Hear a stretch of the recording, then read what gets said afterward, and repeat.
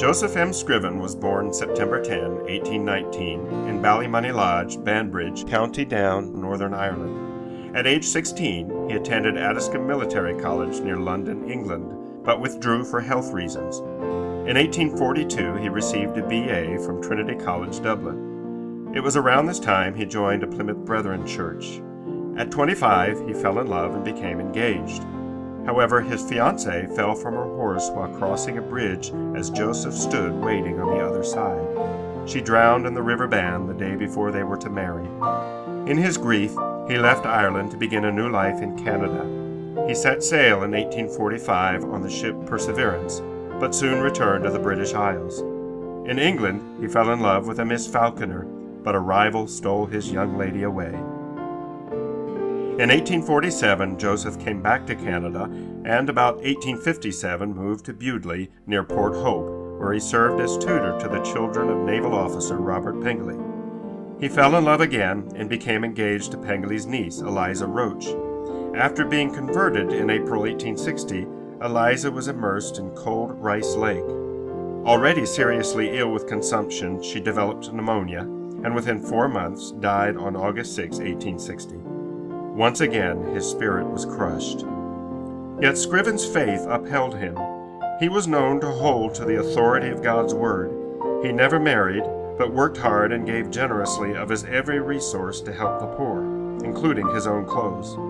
He distributed his own poems and tracts in the neighborhood and led many to the Lord. Later, he moved to a cottage in Port Hope and preached simple sermons in the streets and the taverns to workmen. Sometimes he was considered a nuisance and put in jail. He was variously referred to, mockingly, as only Old Joe, or endearingly as the good man. In the end, he struggled with poor health and depression. A friend and fellow Christian, James Sackville, brought Scriven to his house. Sackville had built a small frame church on his property where he held services weekly and where the old, white-haired and bearded Scriven would sometimes preach. On a hot night in 1886, Scriven lay in bed with Sackville sitting at his side. Scriven quoted repeatedly 2 scriptures, "I am the Lord's, and I will never leave nor forsake thee." Sackville sat up the rest of the night to read in an adjoining room.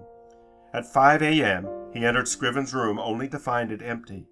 Somehow, Scriven had gotten out of bed and slipped out quietly, probably to drink at a nearby spring. Several hours later, August 10, 1886, he was found drowned in the spillway of Sackville's grist mill, a few feet from the spring.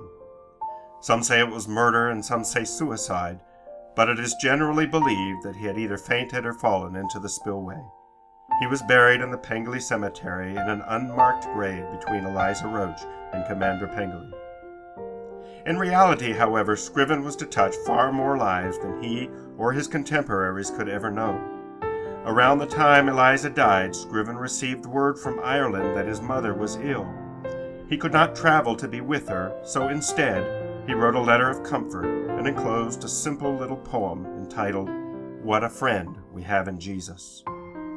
30 years later, Scriven's poems were published in a book called Hymns and Other Verses.